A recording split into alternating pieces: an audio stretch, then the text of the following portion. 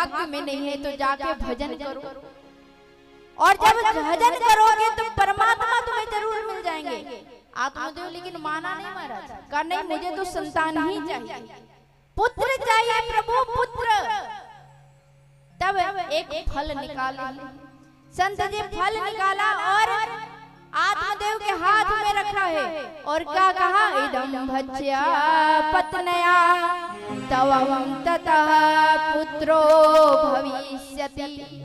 कहा ये लो तुम्हारे लिए एक फल, अगर जाकर तुम अपनी पत्नी को इसे पवाओगे, यानी तुम्हारी पत्नी इस फल को पा लेगी, तो इदं भज्या पत्न्या पुत्रो भविष्यति, के भविष्य में एक पुत्र का प्राप्ति होगा। आत्मदेव को तो महाराज बड़ा आनंद आ गया। अरे अभी तो सब लोग कह रहे थे कि मेरे जीवन में संतान नहीं है, लेकिन अब पुत्र आ जाएगा। आत्मदेव घर आया और जैसे ही घर आया तो पत्नी क्या है, धुंधली महारानी, आवाज लगाया, जी सुनो। पत्नी बाहर आई, बोले बोलो क्या बात है। देखो महाराज, कभी कभी पत्नी के सामने जो पति होता है उसका कुछ नहीं चलता। एक बार एक पति बड़ा सुंदर दोस्तों के बीच में बैठा हुआ था, तो पति बड़ी बड़ी बात कह रहा था, तो दोस्त ने कहा कि सुनो। बोले क्या है। बोले जब तुम समाज में चलते हो तो बिल्कुल शेर के जैसा रहते हो, घर जाते हो क्या हो जाता है, घर जाते हो तो आवाज नहीं निकलता है। तो वो कहता क्या है नौजवान कि देखो मैं बाहर भी शेर रहता हूँ, घर भी जाता हूँ तो शेर रहता हूँ, लेकिन क्या करूँ, बाहर बिल्कुल अकेला शेर रहता हूँ, लेकिन जैसे ही घर जाता हूँ तो शेरा वाली सवार हो जाती है। तो कभी कभी महाराज ऐसी स्थिति आ जाती है। धुंधली ने कहा क्या है, कहा सुनो तो। बोले क्या है। बोले एक महाराज जी के पास गए थे, फल मिला है, तुम इसे खाओगे ना तो तुझे पुत्र हो जाएगा। धुंधली ने फल को तो लिया, लेकिन कहा क्या, तुरंत नहीं खाया। कहा क्या कि मैं बाद में खा लूंगी, तुम जाओ।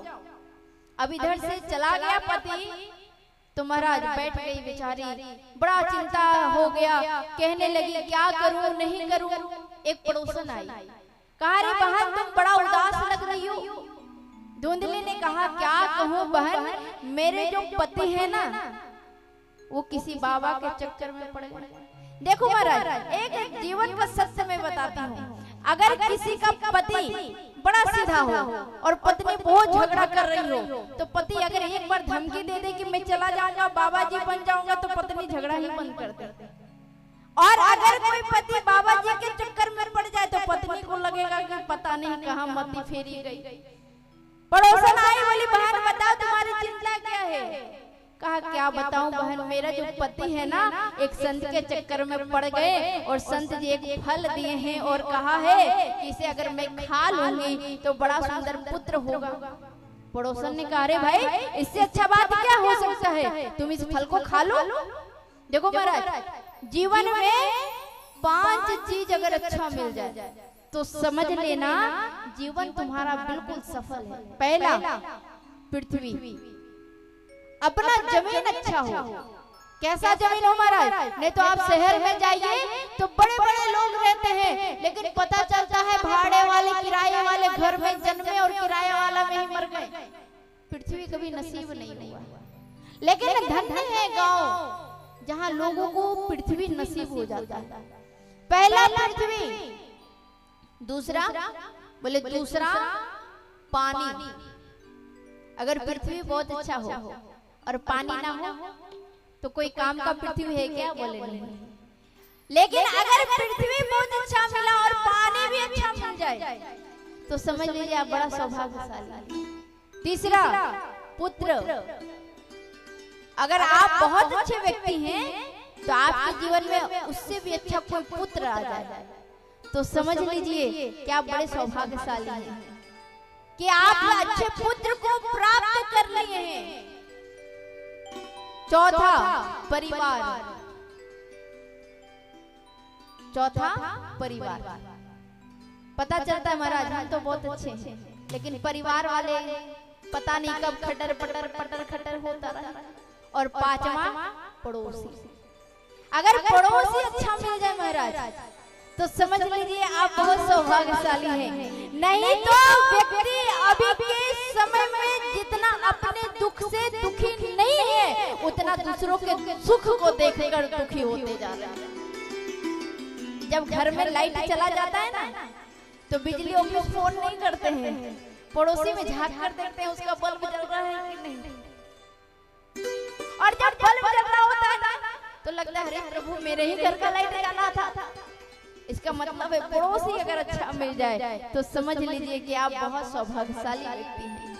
ये 5 चीज जीवन में आपको अच्छा मिल जाए तो समझ लीजिए जीवन आपका सार्थक हो गया।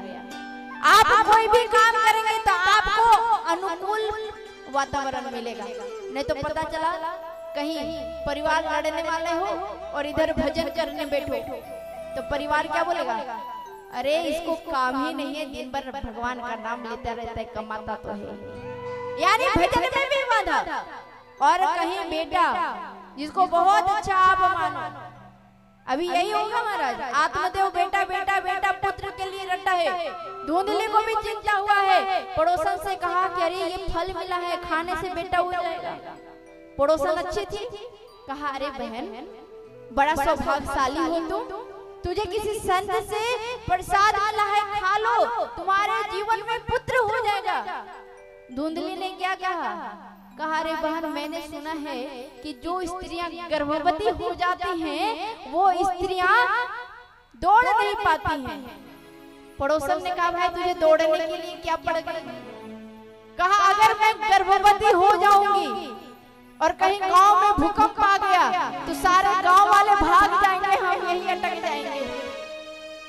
पड़ोसन ने कहा भाई तुम्हें समझाना तेरी मति मारी गई। कहा अरे एक बात और बता दो। बोले क्या? बोले मैंने सुना है कि जो स्त्रियां गर्भवती हो जाती हैं वो घर का काम नहीं कर पाती।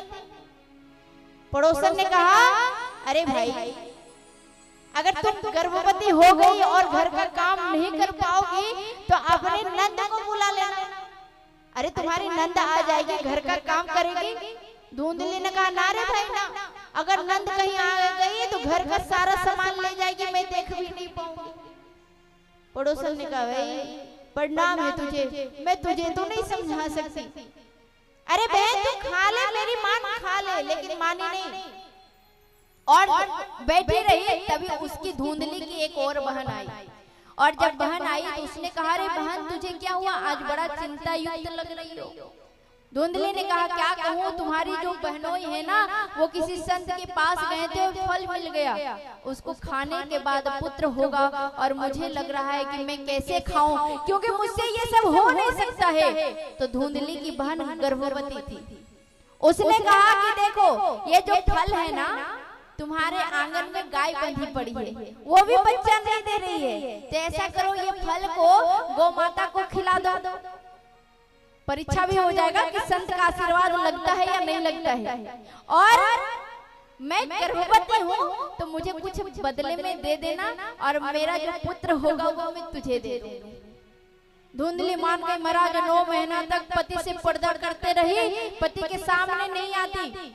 और जब वो पति के सामने नहीं आती तो आत्मदेव को लगता है कि अंदर बैठकर भजन कर रही होगी। और 9 महीने तक आत्मदेव ने इंतजार किया और जैसे ही इंतजार किया तो 9 महीने के बाद सबसे पहले गौ माता ने एक बछड़े को जन्म दिया जो पूरा शरीर नर का था और जो कान था वो गौ का था। उनका नाम गोकर्ण पड़ा। बोल गोकर्ण महाराज की जय। और इधर धुंधली की जो बहन थी वो पुत्र को लेकर आई नन्हे से बालक को और धुंधली को दे दी और बदले में ढेर सारा धन ले गई। धुंधली भी खुश, गौ माता भी प्रसन्न हो गई। आत्मदेव को भी लगा कि संत का फल जो होता है सत्य होता है। सत्य इतना सत्य हुआ कि गोकर्ण जी महाराज बड़े विद्वान निकले और धुंधली जिस पुत्र को गोद ली वो उसका नामकरण क्या किया? बोले जैसा नाम हो वैसा गुण होता है। धुंधली ने जैसे ही देखा कि पति नामकरण कर रहा है दौड़ कर गई, पति को डांट लगाया। बोले सुनो। बोले क्या है? बोले 9 महीना तक मैंने पाला है और नामकरण तुम कर रहे हो। अरे मेरा नाम धुंधली है तो मेरा पुत्र का नाम धुंधकारी होगा। महाराज आत्मदेव बेचारा कुछ नहीं बोला, दोनों धीरे धीरे बड़े हुए, धुंधकारी और गोकर्ण जी महाराज। गोकर्ण जी महाराज बड़ा सत्संगी, सत्संग करने वाले, संतों के संग रहने वाले, लेकिन जो धुंधकारी था गोकर्ण महापंडित धुंधकारी महाखला। धुंधकारी खला मतलब दुष्ट निकला, क्या करता, लोगों को लूट लेता, चोरी कर लेता, जबरदस्ती किसी का संपत्ति को ले आता। और आत्मदेव आज जब देखने लगा कि मेरा बेटा इतना बड़ा नालायक निकल गया, इतना बड़ा उदंड निकल गया, अरे मैं तो धर्मात्मा, धर्म का काम करता, मैं भजनानंदी, भगवान का भजन करने वाला, और बेटा ऐसा निकल गया, जुआरे निकल गया, चोर निकल गया। बड़ा चिंतित हो गया। और जब चिंता हो गया तो गोकर्ण जी महाराज ने कहा, पिताजी, बोले क्या है? बोले आप चिंता मत करो। बोले क्यों ना करूं, अरे एक बेटा इतना नालायक निकल गया है। मैं तो सोचा था कि मेरा बेटा होगा तो मेरा भवसागर से बेड़ा पार हो जाएगा, मैं मुक्त हो जाऊंगा।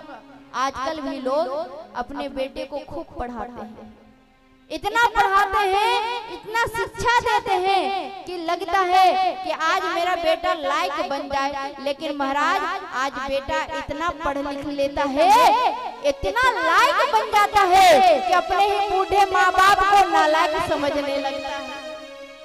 अरे भाई, अपने बच्चों को इतना मत पढ़ाइए जो अपने ही माँ बाप को नालायक समझने लग जाए। आत्मदेव को भी यही चिंता हुआ।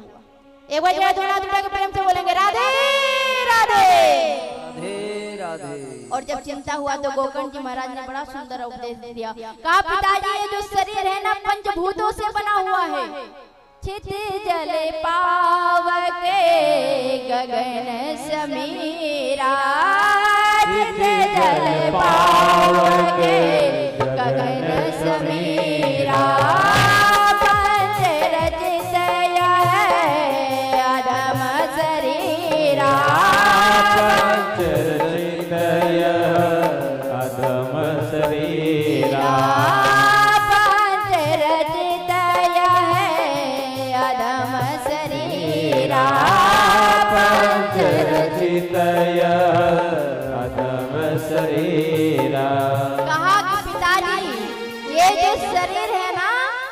शरीर पंच तत्वों से बना हुआ है, जिसमें क्षितिज जल पावक मतलब अग्नि, गगन आकाश, समीरा इसका मतलब जो धरती होता है। क्षितिज, क्षितिज किसको बोलते हैं? जब आप कहीं खड़े रहेंगे ना तो आप देखोगे दूर तक जहाँ पे आकाश और धरती का मिलन प्रतीत होता है, उसको क्षितिज बोलते हैं।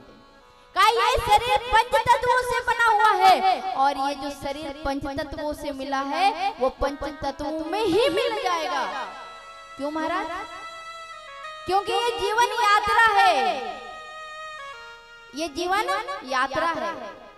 अगर आपको कहीं जाना हो तो पास का स्टेशन से पहुंचकर ट्रेन चढ़ा आपने, और जैसे ही ट्रेन चढ़ा तो महाराज ट्रेन चढ़ते ही अगर किसी यात्री से झगड़ा हो जाए तो पूरा यात्रा जो है किच किच किच किच निकल जाएगा, मूड ऑफ। लेकिन अगर आप ट्रेन चढ़े और कोई ऐसा यात्री मिल जाए जो 2-4 स्टेशन के बाद उतर जाए और आपको आगे जाना हो, तो जैसे ही वो यात्री मिला आपसे प्रेम बढ़ गया और वो 2-4 स्टेशन के बाद उतर गया, आप आगे चले गए। फिर कोई यात्री मिला जिससे प्रेम बढ़ गया, वो आगे जाने वाला है और पहले उतर गए। मतलब क्या है? बोले जीवन भी ऐसे ही यात्रा है। कोई मिला और पहले उतर गया, मतलब माता पिता।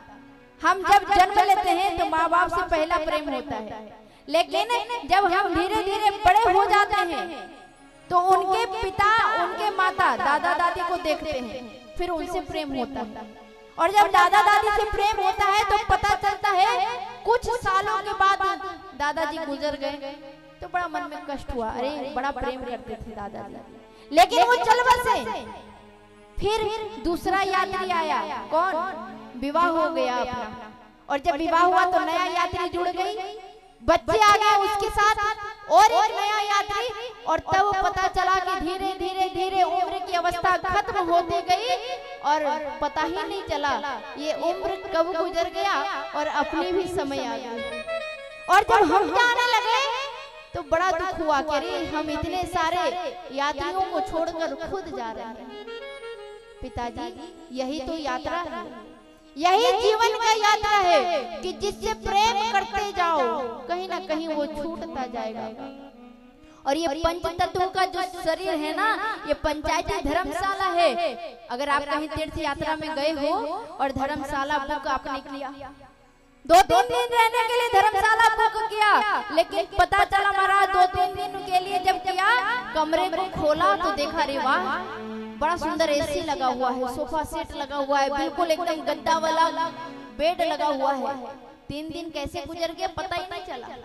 और आपको कहीं उस कमरे से प्रेम हो गया और आप 3 दिन के बाद धर्मशाला का कमरा खाली नहीं करोगे तो धर्मशाला का मालिक आएगा और कहेगा भाई साहब कमरा खाली करो, और आप कहो अरे ये कमरा मुझे पसंद आ गया मैं नहीं खाली करूंगा। तो 2 ऑप्शन है, या तो आप प्रेम से खाली कर दीजिए और नहीं तो वहां का कहीं प्रशासन आ गया तो डंडे मार के निकालेगा। उसी प्रकार शरीर है भगवान ने 2-4 दिनों के लिए दिया है, और ये शरीर से अगर आपको प्रेम हो जाए और 4 दिन बीत जाए, 4 दिन का मतलब शरीर की 4 अवस्था होती है, बाल्यावस्था, युवावस्था और वृद्धावस्था और प्रास्थावस्था। ये 4 अवस्था होती है और ये चारों दिन निकल गया और तब भी आपको लगा महाराज शरीर तो बड़ा सुंदर है इसको छोड़ूंगा नहीं, और तब कहीं उधर से यमदूत आ गए तो या तो प्रेम से चले जाइए और नहीं तो डंडा पीट के ले जाएगा। इसीलिए जीवन में जब ये पंचायती धर्मशाला मिला है, इसलिए मिला है कि जब आप कहीं जाओ तीर्थ यात्रा करने तो कमरे से प्रेम मत करना। वहाँ जो ठाकुर जी विराजमान है, वहाँ जो भगवान विराजमान है, उनका दर्श कर लेना और उनसे प्रेम कर लेना। उसी प्रकार जब शरीर मिला है तो इस शरीर से प्रेम मत करना प्यारे। अगर कुछ प्रेम ही करना चाहते हो तो किससे प्रेम करना, बोले उस परमात्मा से प्रेम कर लेना। गोकर्ण जी ने कहा पिताजी आप इससे क्यों प्रेम कर रहे हो, ये तो पंच तत्वों से बना हुआ है। चित चले पावके गगन समीरा, चित चले पावके गगन समीरा, पंच रचित यह अधम शरीरा, पंच रचित यह अधम शरीरा, पंच रचित यह अधम।